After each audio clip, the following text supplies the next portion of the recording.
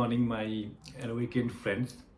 So, today we are going to discuss the concluding book of the extended trilogy of the Remembrance of Earth's Past. So, the book is named different. So, this one's name is The Redemption of Time. This is from a different author, Baoshu. So, Baoshu was one of the biggest fans of Cixin Liu. He started writing stories and extended stories of the characters in the book, and once the actual trilogy ended, he had a discussion with Cixin Liu, who was anyway more overwhelmed by the kind of stories a fan could come up with, and all these stories have been entwined together in this concluding book called The Redemption of Time. So in that sense, we have seen how the time moves from like centuries to 18 million years. This one will move from million to I think 10 or 15 billion years. So that is the kind of time frame the book will cover. Again, the book starts off by showing some of the key plot characters whom we have started to love, but we wanted to know more details about what happened to them, right? So one is Yun Tianming. So Yun Tianming is the over-encompassing character in this book. So it starts, we knew in the previous books that his brain has been sent, and much later in that sense we found that he had an interaction with Cheng Xin, where he tried to give humans some ideas on how to survive, right? We don't know of whatever happened with him in between, or why even the Trisolarans agreed to let Yun Tianming talk to humans, right? So we will come into the details of that in this book. Secondly, we will also come to know a lot more details about how the Trisolaran civilization functioned, what were the problems they were facing, problems in terms of political and demographic things that they were facing, whether they were like us or not, right? That was one part. Then we will also get to know more about the godlike civilization of which Singer was a part. Yeah, this is the same godlike civilization which was enforcing the dark forest rule across the universe. We will get to know about them. Then we will also get to know about the reason why the entire series has been named as the remembrance of the Earth's past. So we will get to know what the past means here and what remembrance actually means here, right? So let's get started. Now the first part of the book starts with a vivid picture of a godlike creature drawing on a blank canvas. So there is this entirely black space-time that is shown, and there this godlike creature is creating valleys, rivers, mountains, the sun, the sky, the stars, everything is being created artificially. We'll get to know about it later, or not later, because we have touched this point in the third book also. So this is where a micro universe is being created. One of the universes in which Cheng Xin and Gray Yufan had finally come to at the end of that send. Right? Then the story moves to Yun Tianming. So now Yun Tianming's brain was captured by the Trisolarans. They started experimenting with the brain. So one of the things they discovered was, to get to know more about how the human brain functioned, they had to give stimulus to the brain. Now stimulus can be of extremely happy moments. They can inject these moments into the brain, and it can also be because of extremely sad things and painful things that might have happened, right? And usually it was seen that the sad moments and the painful moments are the ones who will force the brain to function in a much wider way and would help Trisolarans understand the brain better. So Yun Tianming, who was stuck in this planet blue with Aa and had just missed Cheng Xin, who was on this planet itself just a few moments back. He was lamenting on the long lost love that he had almost achieved, but at the same time, just after achieving it, just after it being at an arm's stretch away, it got stuck in that black domain. Now he knew that it would be millions of years by the time the space probe in which Cheng Xin and Gray Yufan were traveling back from the other planet to planet Blue would reach it, right? So it would be like millions of years. It would be millions of years for Yun Tianming because he is stuck in the black domain, but it might be just minutes or seconds for Cheng Xin because they are in a completely different time space, right? So that's how the story was progressing. So Yun Tianming was sitting by a lake By that time, because they were the only two humans in the planet, love had to crop between them, right? So IAA was shown that she was lying on Yun Tianming's chest, and then she was asking Yun Tianming about what all he has experienced over the past, right? So at that point, Yun Tianming asked how old she is. So from our point of view, it was like 700 years, to be honest, if we consider the hibernation periods also in between, but in actuality it would be somewhere around 30 years or so. When she asked the same question to Yun Tianming, who was also like 700, 800 years old, but the way Yun Tianming responded was that he was thousands of years old. The reason being, so it was his brain that was functioning for quite some time with the Trisolarans, and the way the Trisolarans were trying to get more data about how the brain worked was by infusing his brain with dreams. Now these dreams actually made him spend civilizations after civilization in his dreams itself. So in some dreams he would be creating his own civilization. He would be running through the entire process of the rise of a civilization and his own destruction. So these are the kind of dreams he was having. The Trisolarans, by that time, the dark forest deterrent policy had also been established. So the Trisolarans also got to know that it would not be that simple task to take over the human civilization and Earth. So a different way of diplomacy and agreement needs to be reached. So that's why they wanted more and more support from Yun Tianming. But Yun Tianming could not help. Even at that point of time, Yun Tianming, the Trisolarans actually expected that he would be helping them in taking over humanity. And they were like telling him that the entire humanity would not be wiped off. He would be living like a king once back on Earth. So whatever humans would survive, so he would be living like a king amongst them. And then he would also be included in the Trisolaran society as a next only to their own king. So, but even after that, Yun Tianming was not basically agreeing to help them in any way and taking over Earth. So that's why the Trisolarans started infusing more and more painful dreams into Yun Tianming, just to make him subdue under the pressure. So in one of these dreams, I'll recite a few more dreams that he was given. You can go through the book, you will get to know a lot more of the way the Trisolarans were experimenting with Yun Tianming, right? So in one of the dreams, he was made to see that his love with Cheng Xin had been successful. So he was in love with her, they were into a relationship. Then suddenly the world completely overturned, and she turned into a monster who devoured on him, right? That was one of the dreams. In another dream, his love actually reached the next step. I mean, he marries Cheng Xin, then they have a daughter together, and then this famine comes into Earth when there was an acute shortage of food, services, everything, and people started eating each other. So one fine evening, Yun Tianming is offered a meat soup by Cheng Xin, and while eating it, he found the bones of his daughter on the soup. So that was not even the disgusting level to which the Trisolarans gave him dreams of. So the next step on that dream was, after he had been given the meat soup of his daughter, later on Cheng Xin bound him up, tied him up with a rope, and started eating him. So this was the level of dreams he was being given. Now we also get to see a lot more detail about how the Trisolaran society functioned. So although these were like unimaginable things for humans, but for Trisolarans it was not a big deal, right? For them, cannibalism is not a big issue. So we also got to know somewhere in the story that Trisolarans, in physical appearance, they were more or less like ants. So that's how we can connect the dots to, right? In the first book, when they found out that humans know about their existence, they called human bugs. So they were basically bugs. On a physical form, they were basically bugs, and that also explains why they were unable to lie, right? They are not communicating verbally, so that you are thinking of something else, and then you speak something else that the other person hears. So whatever you are thinking, you are communicating over some sort of waves to the other person, and they would be able to hear whatever your thoughts are, right?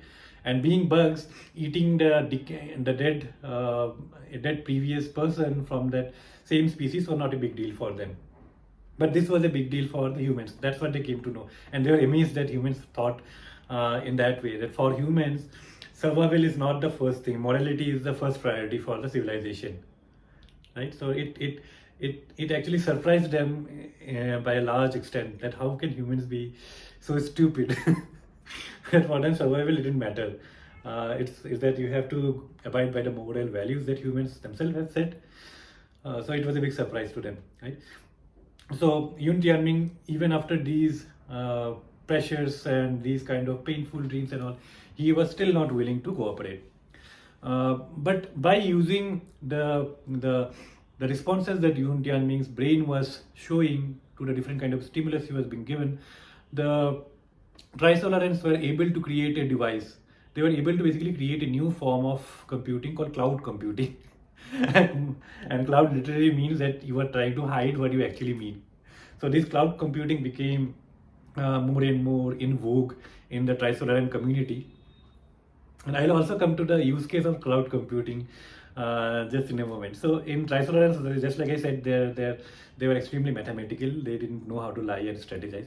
So if I am a Trisolaran, if I have 10,000 Trisolaran rupees in my account, so I will just know about it. I didn't have to maintain a cell phone or I need to maintain a bank balance. I know I have 10,000 Trisolaran rupees in my account. Now, if I go to a shop, let's say to buy a hat, and the price of the hat is 100 Trisolaran rupees, then what will happen is I would not even talk to the shopkeeper.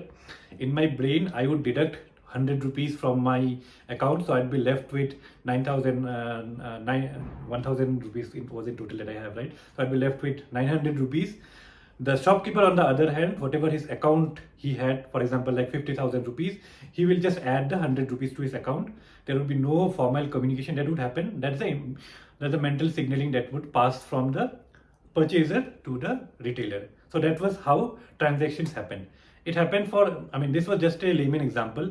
For example, for diplomatic relations between the nations, the same thing would happen. So I give you this, you take this, and the thing is resolved. There is no hidden message like I give you this, but there is this back condition.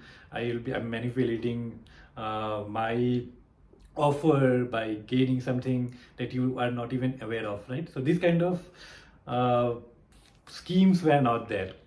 At the same time, for example, if I love a Trisolaran girl, I go and approach her and I tell her that you are so beautiful and I love you.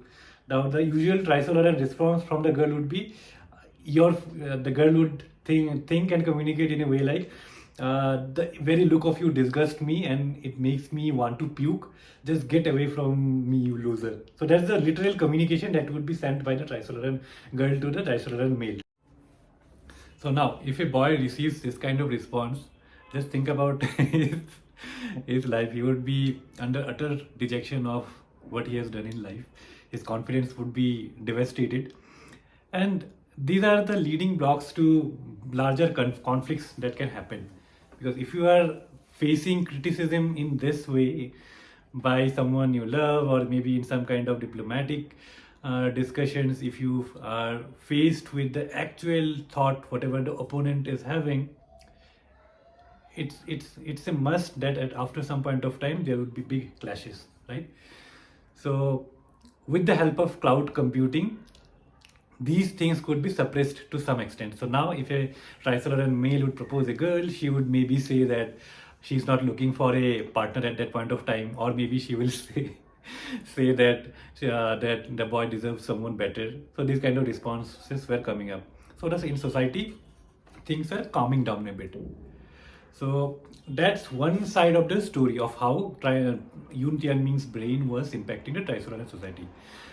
On the other hand, we also have to dwell deeper into the fact that Trisolaris, unlike Earth, was under a much harsher living condition, right? Because of the three suns, they would be going through these continuous phases of destruction, and then you have to recreate things in the stable periods. So if you are under such a situation, so a democratic government, if the government is democratic, it would not be able to function properly, because you would have to take into consideration the goods and bads of all the subordinates. Then by the time they would come up with a decision, again the crisis era would have started, right? So that's why Trisolaris had a very strict despotic government, authoritarian government, where the government was able to take all decisions for the greater good of the entire community. Now, because of cloud computing, because of the impact of Earth, the Trisolarans also got a taste of what freedom feels like. So that's why a lot of revolutions started all across Trisolaris. They were also feeling lost, and they were also having less confidence in the authoritarian government, because the dark forest mutually assured destruction threat has already been established, which meant that they would not be able to take over Earth as easy as they would have thought previously. So the government was also had shown some weakness, which all these revolutionaries hopped onto, and basically a revolution started in the entire planet. So this authoritarian regime was taken down, and a democratic government was established. Even Tianming also got to know about this. So he also, the kind of stress and painful dreams that he was subjected to was also taken down a bit. At the same time, the Trisolarans also started to view humans as friends. So that's when the entire confluence of literature, movies, culture started with the Trisolarans, between the Trisolarans and the Earth, right? So all the movies that we talked about, right, in the previous two books, that the Trisolarans were creating movies, those were actually dreams that were dreamt by Yun Tianming. So his dreams were literally processed into visual movies, and those were later on released on Trisolaris as well as Earth, some of which later on even went on to win the Academy Awards. So that's how things were progressing.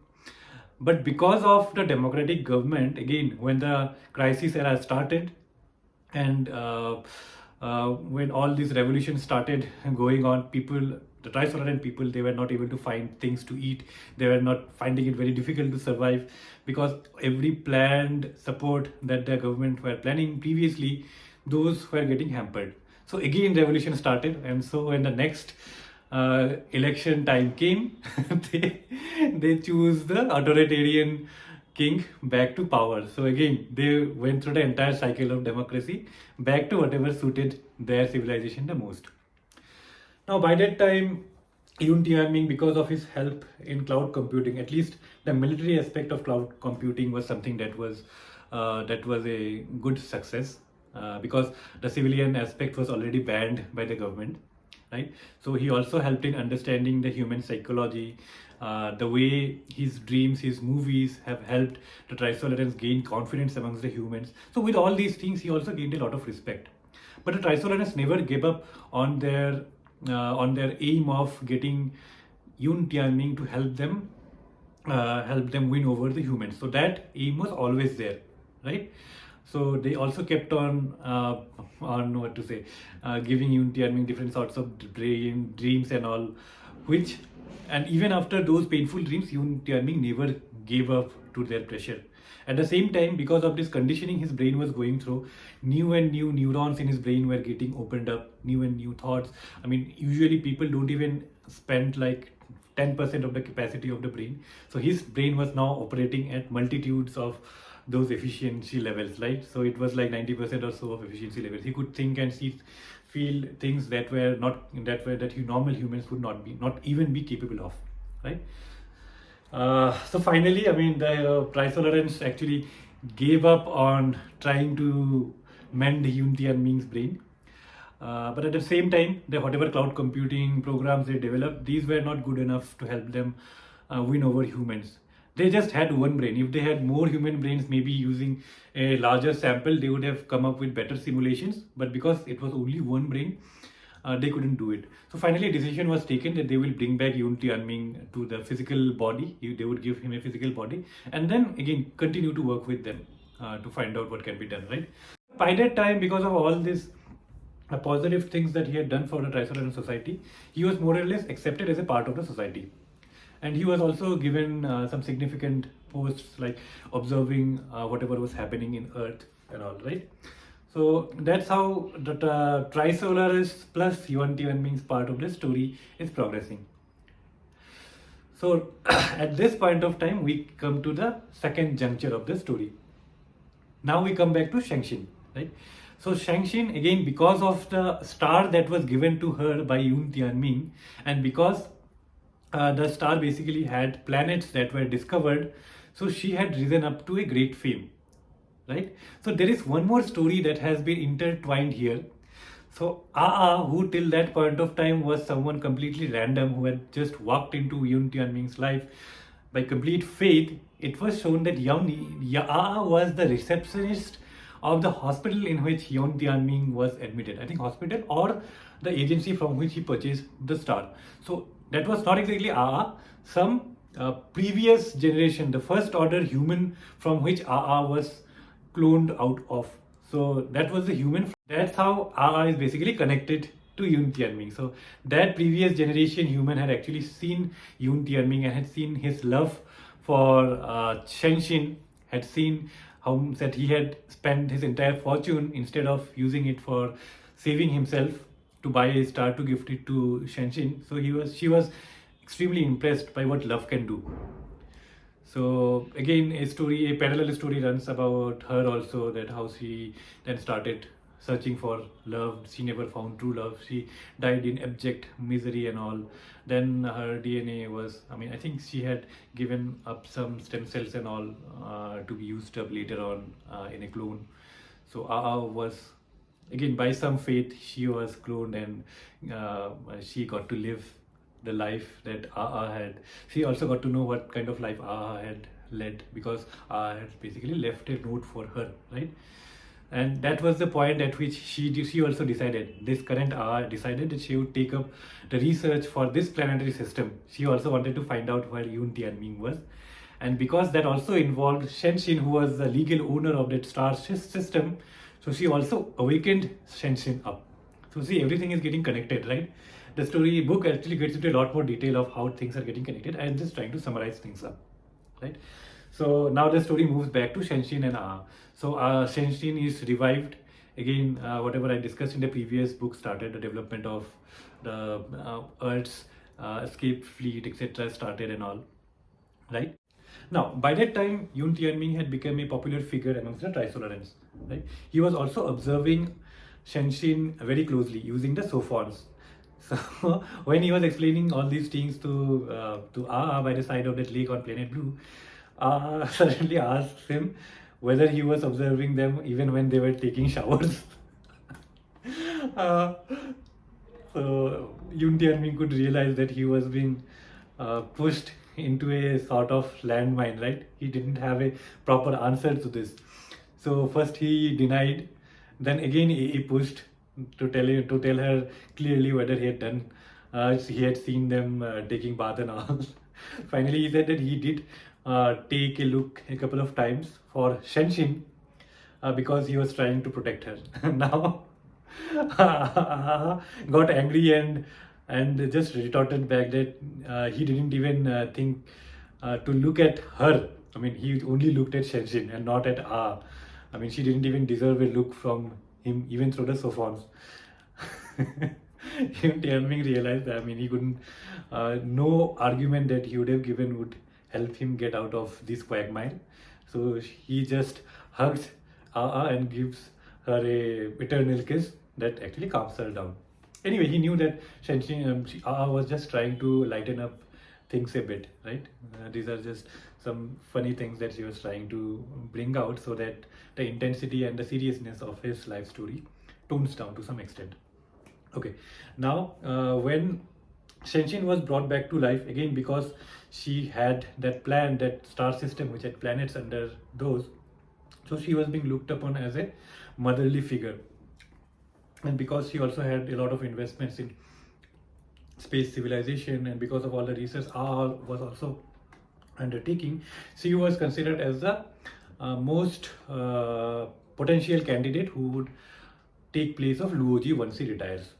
Now, this was one of the biggest threats that Yun Tianming felt at that point of time, because he knew that Cheng Xin had high moral values.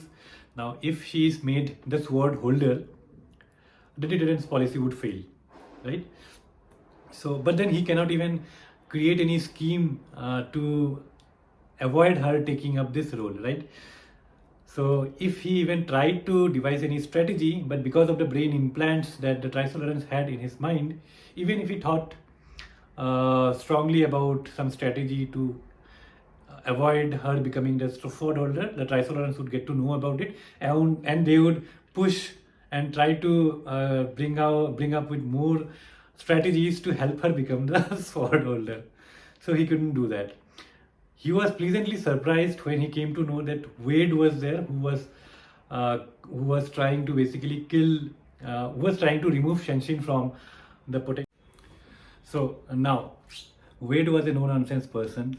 Again, the way he thought was that after Luoji, he would become the sword holder, and then the deterrence policy can continue, right?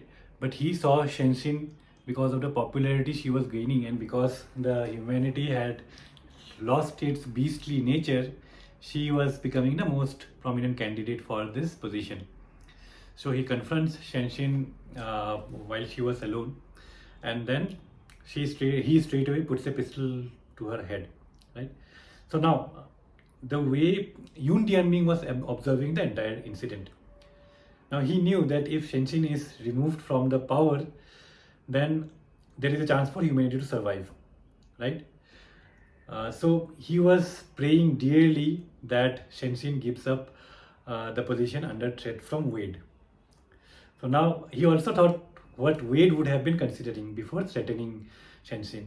So Wade was a no-nonsense person. So even if Cheng Xin had given up on the position, she would more or less go out and then talk to the entire world about what had happened, and that would have meant that Wade would not get the position, and someone either Cheng Xin or someone similar with a similar thought process would be made the sword holder, right? So there is no way out of this situation. At the same time, Yun Tianming thought that he has the option to save Cheng Xin by modifying the sofas and all which were around there, right? So he saved her. So he made Wade fire the bullet in a way that it missed the target. And at that point of time, medical technology had developed to such extent that anything that anywhere the bullet impacted apart from the brain would not cause death. So the bullet hit her stomach and she survived, right? So that was the point that Yun Tianming considers where he betrayed the entire human community. So that was the last point on which he could have taken a step to save humanity. So he was telling all these stories to sitting beside the lake on planet Blue. So I again tried to console him that it was not a decision for him to take, right? So if we try to connect dots in, so every effect has a cause, but unless and until we can see the effect, we cannot determine which was the cause of that effect, right? So on a hindsight, we can say that this incident has led to this result, but unless and until that result has happened, we cannot blame a particular incident. So there are many stages in the entire saga which could have averted the crisis, right? I mean, at this point, Yun Tianming's brain was being used to overcome humanity. So Wade could have been stopped to send that brain. Then at the second instance, we could have avoided getting into close interactions with the Trisolarans. We should not have let go of our defense. Then Cheng Xin in between, she could not have taken up the sword holder project, right? That was also a key turning point. Then if humanity could have understood the importance of light speed travel, which they completely ignored, that could also have been a turning point to avert the crisis. So there are numerous reasons that we can think of which could have helped avert the crisis, but all these are things that we can think about in hindsight. So that's how I was trying to console Yun Tianming. So again, it was at that point I think Yun Tianming actually fell in love with and they started living there like a married couple.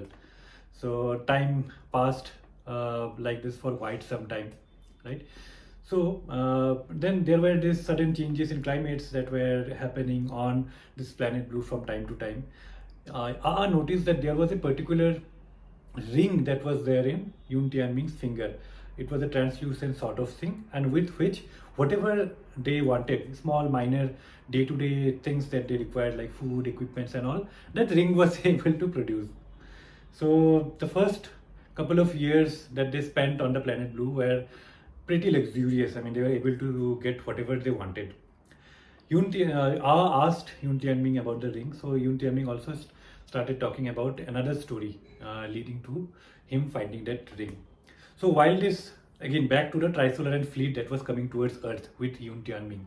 So Yun Tianming once was, I think I have told you, right, by the time the capacity of his mental state had increased like to levels that human minds could never have thought of, right? And Trisolarans are basically bugs, so their mind couldn't even think about those complicated sort of things.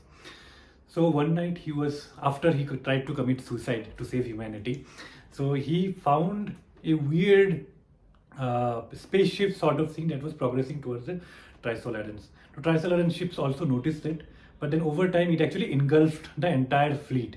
And it was at the ship on which Yun Tianming was. On that ship, this wave shimmer sort of thing actually entered the ship.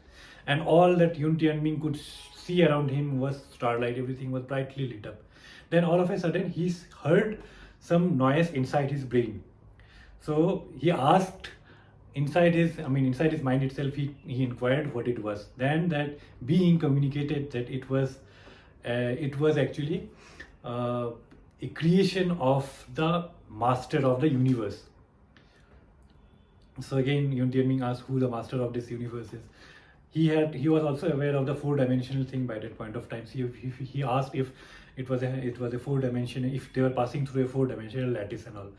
Then this being answered that no, it was not a four-dimensional thing. So they were basically a creation of the master of the universe who was currently in exile, and he was the master when the universe was of 10 dimensions. And because of all these wars that are going on around in the entire universe, the dimensions of universe have started coming down in subsequent stages, and currently it's at 3D, right? And if it goes beyond 3D to 2 dimensions, then also the universe will continue. But any sentient being, the way human mind works, right, or any sentient being works, sentience cannot exist in 2 dimensions because of the limitation of space. So it was the master's task to bring the civilization back through dimension reversal back to the 10 dimension, so that life can start booming again. I think he didn't talk about 10 dimensions now. He just wanted to reset, the master basically wanted to recreate the universe. And he said that Yun Tianming was the chosen one by the master. He didn't explain why. One of the reasons later on we came to know was because of the mental alignment that Yun Tianming had reached. Any other brain could not accept these. So these are called idea abstractions. So idea abstractions are communication that directly reaches your brain. So the source you would not be aware of, but then communication would reach directly your brain. So if one's brain is not capable enough, you would just go crazy. So and the master had chosen him. At the same time, when Yun Tianming asked why he was chosen, whether he has an option of not choosing this task, he said that the decision is already made. He is already the chosen one. And then he leaves. He leaves behind this ring to Yun Tianming. So this is the story of the ring that he carries on with him. And with this ring, the master also gave him one of the micro universes that he had created, right? So using this ring, Yun Tianming could leap from the current grand universe to that micro universe and be protected. So that's where the story of the ring comes from. So now they are in planet Blue. Their times are passing as usual. I think the messenger of the master one more time visits Yun Tianming and asks if he wants to embark on his task now, to which Yun Tianming again rejects. He said that he is having a happy life with IAA, and he wants to lead the life and then take up any call. For the master, 60 years was not a long time. It was like a fleck of sand in lying on an entire beach. So he allowed Yun Tianming to live his life, right? And at that time, the ring that Yun Tianming was having also vanished. So that's when they started living like a husband and wife. Their facilities, with the ring, all the modern facilities that they were having also vanished. Now they live like the primitive human beings. At some point of time, also gets pregnant, but after 2 months of pregnancy, she has a miscarriage, and she lost a lot of blood. And they decide, that they would not go into this route. I mean, they would not want to bring any offspring in such a situation in future. So Yun Tianming also felt that it was a boon in a way, because first is, if it was about survival of the human species, Yun Tianming already knew that there was interstellar humans because of the spaceship gravity, which would sustain the human life. So he was not the sole person responsible for propagating human life. So that was one part of it. The other part of it was, if they bring someone into life in that planet and there were no one else around, it would lead to creation of a civilization from the single source. It would lead to incest, it would lead to all sorts of deformation after a few generations. And because of the hardships and because of the primitive sources of living they would be having there, and without any protective measures, it didn't make any sense to propagate and start a generation, to start a civilization there. So again, they started living there. Yun Tianming also had the option of using so previously Yun Tianming also had the option of using the ring to travel to the other dimension, but he didn't want to take that risk, because if he went there, and because time and space moved in a different way in different universes, and even if within a second, if it comes back to try and see if Aa can also be brought into that universe, by the time maybe millions of years would have passed and he would have lost sight of Aa forever. So he also didn't take that risk. So they spent, I think, remaining 40-50 years in peace there. So one day when finally Aa was too weak, both of them had become too old. So finally one night Aa passed away. Yun Tianming created a grave for her, and then he just lay next to her and waited for his own death to come. So that's where the first part of the story ends.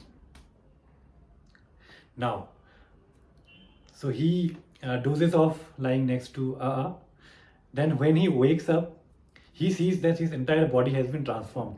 He started feeling like a 18-year-old man, right? He was full of energy. Even the cancer that he was having in Earth, due to which he took the decision of euthanasia, that was also not there. So he was full of life. But when he tried to check if he has pulse, he didn't have any pulse. He was not breathing. His body didn't show any temperature. So it was basically, his body had been converted into a, so only his consciousness and his physical form was secured, but he was not a living being anymore. He was just a part of the universe by that time. He looked around him. He saw that Aa was lying just next to him, and she was completely dead. Nothing had revived her. So, and that at that point of time, he also saw that the ring had come back to him.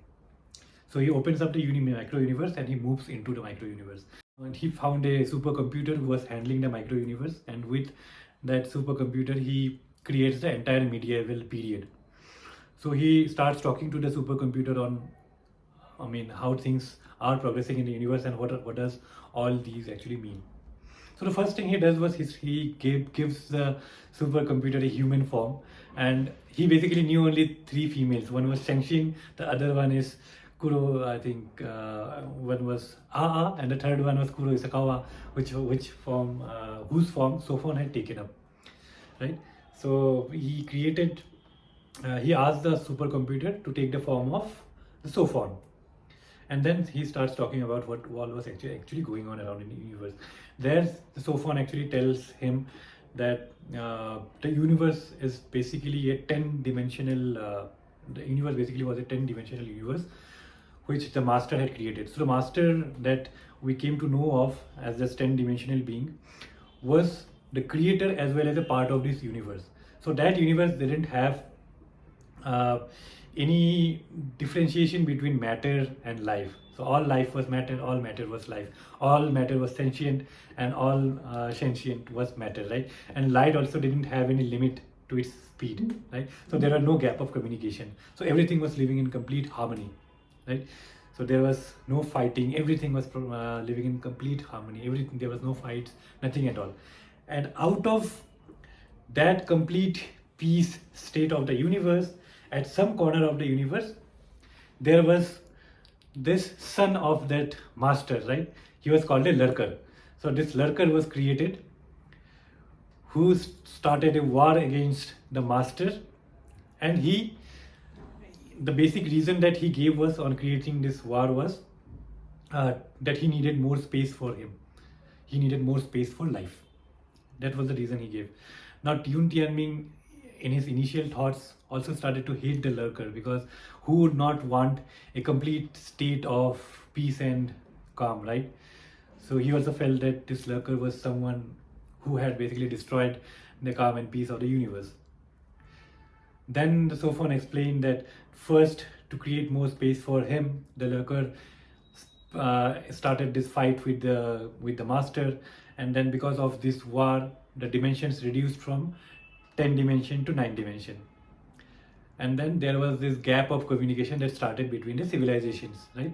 So even at that point of time, just think about the dimension reduction in a way of how a egg gets cracked, right? When an egg is as a whole, we see it as an oval shape, right? But if you crack it up and then arrange the shell all across on a plate, you would see that the remnants of the egg is there, but then you would not be able to grasp an overall picture of the egg by looking at the remnants itself. So that's how the dimension reduction from 10 to 9 was. I mean, there was sort of communication, but at the same time, there was also a lot of communication gap that was getting created. So that's where the difference between civilizations also started. So from 9 to 8 to 7 to 6. So that's where all the fights between the different civilizations, just like the parts of a egg crust that has been dispersed across civilization, started. So all civilizations started fighting amongst themselves because of the dark forest nature of the universe, right? Because they couldn't trust. So the dark forest nature of the universes came into being as a result of the fight between the master and this lurker, right? So and again, one more thing that Yun Tianming came to know was, if the master was super powerful, right? So he can kill the lurker at any extent. But the issue that the master faced was, as soon as he attacks the lurker, and if the coordinate of the lurker is not exact, then the lurker would get to know about the master's position in that micro universe, and then he would start an attack and destroy the master. The vice versa was also true for the lurker. If the lurker attacks the master, and if the master's location is not correct, then his location is given away, and then the master will destroy the lurker. Now the ultimate goal of the lurker was to reduce the dimension to such an extent that it becomes a zero dimension from which the entire Big Bang can start again and the entire universe can start again. On the other hand, the entire objective of the master was to go for dimension reversal, so that one after another from 3 dimension we reach 10 dimension to the entire state of well-being, right? So ultimately, Yun Tianming then replies to Sophon that both the master and lurker are having the same objective, right? So it was, and for the master also, to reach the 10 dimensional well-being space, he would have to destroy everything in 3rd dimension. He would basically have to destroy everything.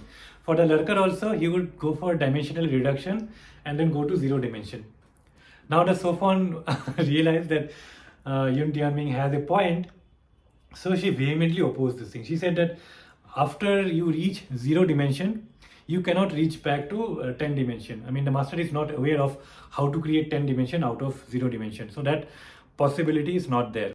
So by the way, the Sophon, the way she was explaining, Yun Tianming came to realize that the objectives of both the lurker and the master were the same. So he became a bit indifferent on whom to hate or whom to like, right? And within this conversation, he also asked the Sophon once that how long has it been in the current state, the current 3-dimensional state of the universe? The Sophon said that it was like 13 billion years. Then he asked how long was the 4th-dimensional universe. Again, it drastically came down to some few millions of years, I think. Then by the time it reached the 9th dimension was in microseconds. Then he asked finally, how long was the 10th-dimensional universe? What would the Sophon have answered?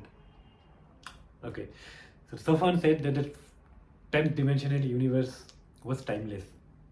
There was no time at all. So either it was an instant or it was an eternity. You couldn't differentiate.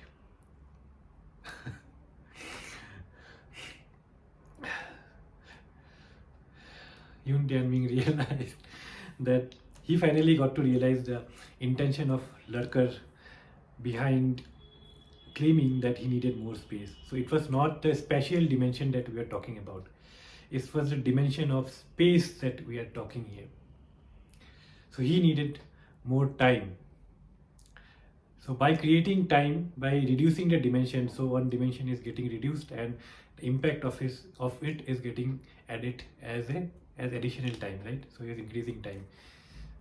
So dimension after dimension, he started adding time, and with time he started adding life to the way we see the world right now. So even at that point of time, Yun Tianming again argued back with Sofon that it is not being in the 0 dimension or being in the 10 dimension that creates life. It's the intermediate stages that would harbor life. So, and he was basically not finding any reason for which he would work for the master to destroy the lurker. So he was basically hired to destroy the lurker by the master, right? So he was not finding any reason. Then Sofon thinks a lot about what reason to give to Yun Tianming, right? Then he gives him a reason that the universe is always going through this cyclical phase. So that fight between the lurker and the master will always be there. So after the master defeats the lurker with Yun Tianming's help, he would go for dimensional reversal. Again, the 10-dimensional structure would be reached. Again, the lurker would get created. Again, the dimensional reduction and dimensional wars would start. And again, we would reach the 3-dimension. Again, the earth would be created. Again, the humans would be created. Again, the civilizations would start. Again, Luoji, Yun Tianming, Cheng Xin, Wade, Zheng Beihai, all these individual individual people would be created. The earth would go through this entire phase again. The universe would go through this entire phase again. So that's when the secret behind the story's name, right? The remembrance of the earth's past actually comes to get cleared. So the earth is going, so the entire universe is going through this cyclical phase. Then again, Yun Tianming asks this question. So if we have already gone through this cyclical phase, if we're already going through this cyclical phase, why would I want to go through this entire phase again? He gives example of a serial where the same incident was repeated, I think 8 or 9 times in 8 or 9 episodes, and the observers basically lost their mind. So he also was not convinced even at that point of time. So then the Sofon explains again that one would get frustrated if one is at an external frame of reference. In this case, the Sofon and Yun Tianming were an external source of reference, right? But if everything is destroyed, the ones in the system would not be knowing that the thing has already happened, right? So for them, it would mean a completely new life. It would mean a completely new time frame. So if the first instance of this cycle happening meant something, then all the subsequent cycles would also mean something for the ones in that cycle. So that was one reason that Sofon gave to Yun Tianming. So again, I think so. By the time he was also more or less convinced. At the same time, he also realized that if he stayed and spent time in that micro universe itself, and later on, if Cheng Xin and Grey Yufan also joins him, it would lead to a very weird state because he has spent his life with a pretty happy life, and he also knew that by that time Cheng Xin and Grey Yufan would also have found out love. Right now, if he comes up in between them, that would again create. He has enjoyed his life. Then he would be the third person in a perfectly natural, within a perfectly natural couple, right? So he felt that it was not right for him to stay. So he took up his decision and he started to leave this micro universe. And after some time, again, Cheng Xin and Grey Yufan comes up to this universe. He also tells Sofon not to talk to Cheng Xin and Grey Yufan anything about the conversation she had with Yun Tianming, and he leaves.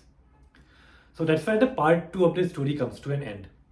And by this time, we realize that Yun Tianming has already been converted from a human to a all-powerful, all-encompassing, undying body because of the powers given to him by the master. Now we get to a completely different part of the story. Now, Yoon Tianming basically starts from that micro universe back into the grand universe in search of the lurker. Before leaving, he also asks Photon if there are others like him. So Photon replies there were, I think the micro universe he was living in was numbered somewhere around 600 or so. So there were a lot more seekers. So they were called seekers. Yoon Tianming was also a seeker now. So there were hundreds of other seekers, and they were created in different dimensions through which the universe has passed. So some were created in 9 dimension, 8th dimension, 7th dimension. All these dimensions had their own seekers. In the 3rd dimension also there was one seeker. But then most of them were already lost. There are a few others only that were operating at this point of time. And she also mentions about a seeker who was lost somewhere around the solar system, somewhere around the Milky Way galaxy, right? So she also gives him a direction that maybe you can go there and see if you're able to contact with that seeker, and then you can maybe form an alliance. He also asked the Sophon to go with him, but then Sophon said that she actually was not the Sophon. She was the manager for that micro universe, and she cannot leave that. She tells her that if he is able to find another seeker in that location that she had given, that would help her. That would help him. So later on, we come to know that the seeker he actually finds there was the witch who was sent to kill the Turkish Ottoman Sultan by the by the Emperor of Constantinople, right? So she was the one there. And she actually inherited the powers of the seeker from another seeker from a higher dimension, who was actually, before dying, any seeker can pass on the powers to another sentient being. So that higher dimensional seeker had actually given her the power. So that we come to know about much later, but because I would not be mentioning it at that point of time, I just explain to you right now. So yeah, that's where the story is progressing to. Now, after this scene, the story straight away moves into the singer's civilization, right? So we have the singer who was still in the Milky Way galaxy. So he was calling this galaxy, I think, some star pluckers civilization. He was also wondering at the things that this low entropy civilization, low entropy means uncivilized, low level civilization, were doing, the kind of tactics that they devised to fight with others, right?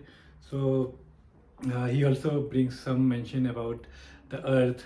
I mean, how he had sent a dual vector foil to destroy it, and how he had also seen a spaceship that had flown away from that solar system to escape, right?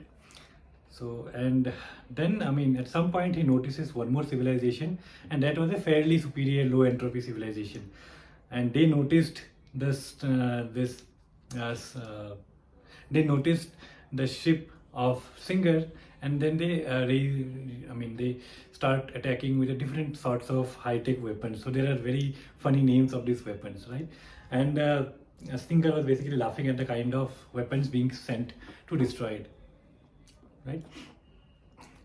So he uses some other weapon to destroy this civilization, but after some time he notices that a released unfoiled dual vector foil is there at the lower hull of his ship. And initially he is not very concerned, because that's the weapon that they use, and they have anti-weapons to destroy a dual vector foil also. But because this dual vector foil was developed by primitive technology, it didn't have a regular shape. So this silly civilization was using the other weapons to divert the Singer's mind, and they planted the irregular dual vector foil inside the Singer's spaceship. So the Singer's usual way of nullifying a dual vector foil failed. So basically he used all the technologies available, and he finally found out that it's not possible to run away from this foil. So he was seeing a certain death. And he was by the time pretty old at that point of time, so he was not even very concerned, because there are lots of other singers, not exactly singers. Singer was his unique feature, so he liked to sing. There are others in his civilization who would be around in the entire cosmos, so his loss would not mean a lot. So it was at that point of time he suddenly receives a signal from his home world. So that's where we are introduced to the home world of this civilization. So the king of this home world, the king was a lady, by the way, right? So the king reaches out to him, and she was asking him about the recent civilization that he had destroyed, which was the Earth civilization, and she was trying to find out the details about these people.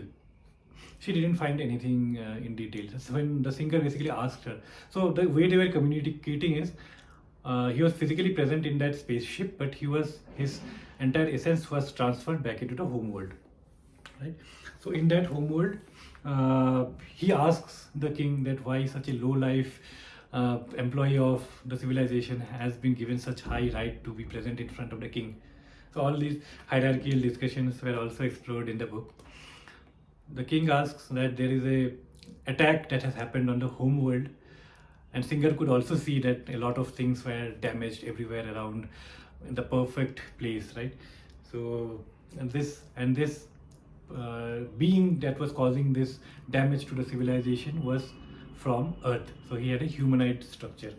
So this was, by the way, this was this guy Tianming, and that the same being had destroyed the other similar civilizations in the dark forest, right? So there was this zero homers who were again helping the lurker to bring the dimension to zero dimension. That's why the name zero homer. There were some other 3 or 4 other civilizations that had already been destroyed, right? And there the king basically explains an age-old tale that they were given all these this weaponry, this development and everything were given to them by the creator. Creator, by the way, is the lurker. So for them it's the creator. For the beings on the other side of the table, it was the lurker. So the creator was the the creator basically created the universe that they are currently seeing, this 3-dimensional universe. The creator gave them the holy responsibility of maintaining this universe, and the creator had basically died after giving them this responsibility as well as power. And now that the creator also warned them of an attack from this master of death. So for them, the master of death was basically the master of the 10-dimensional universe, that this master of death would be coming for them to destroy this civilization also. So the dark forest theory was actually in reality between the lurker and the master. The dark forest hypothesis in the rest of the universe were basically side effects of this, right? So now the home world has been found out, and now that because they have spread out this message, there are lots of details. Even if I try to explain the details, it becomes funny to me that I am missing some detail or the other. Anyway, that finally, the gist that I would explain is the creator or the lurker was residing in the universe of in this home world. Now, as soon as the master or the god of death would find this location, he would attack on this location.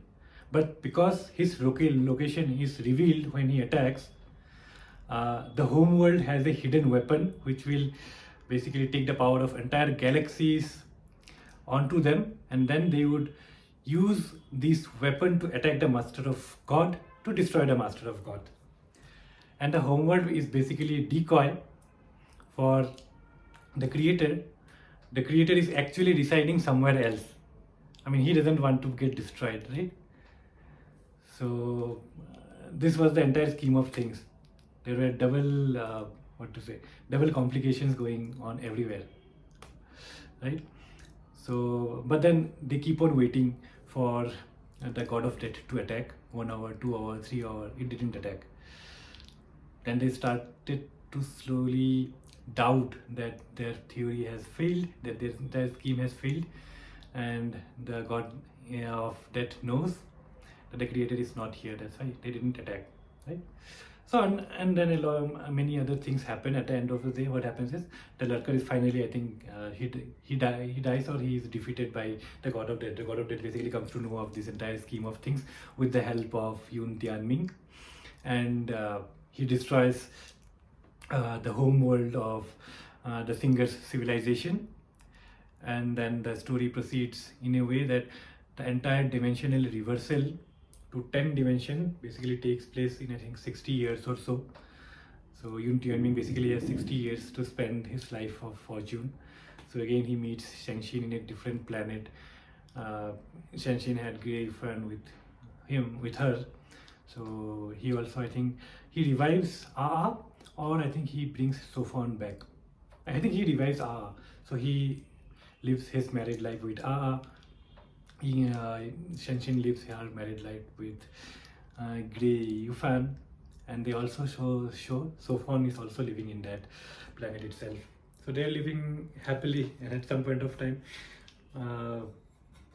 I think somehow this discussion came up that for the reversal of the universe to its complete, for the universe to completely reset and all the dimensional wars to happen again, all the people to come back to life again, the entire quantity of the universe had to be sent back to the grand universe.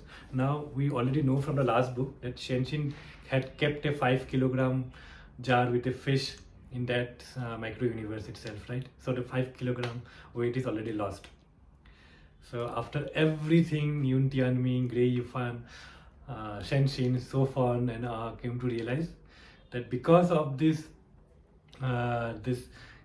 gap of 5 kilograms, the entire chain of events will not happen in the exact same way.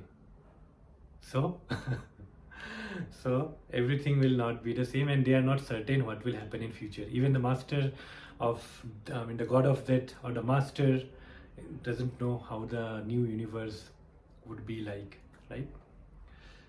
So the universe, again, 60 years passes, and overall from the previous book's time of events, I think 18 billion years had passed.